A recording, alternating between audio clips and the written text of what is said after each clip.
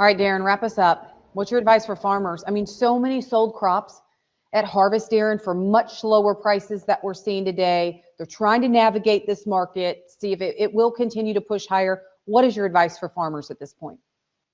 Well, if you haven't sold, I'd wait for higher prices. I think we're going to have some retracements here to do reownership if a guy does reownership. I'm bullish the beans just from the standpoint that cycles and the fractal trends have aligned. That was the first tip off before we even knew what China was going to do.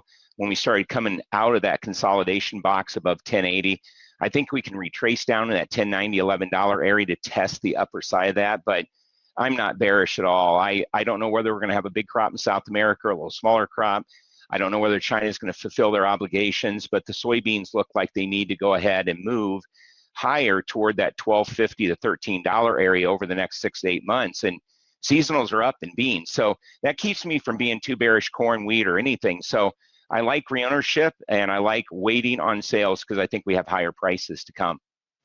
All right, well, coming up next, we have Undersecretary Richard Fordyce joining us in the studio. There was another announcement, kind of phase 2, stage 2 of this disaster aid. What crops are covered, and is tariff aid possibly on the way? That is a question everyone wants to know. That conversation with Richard Fordyce next.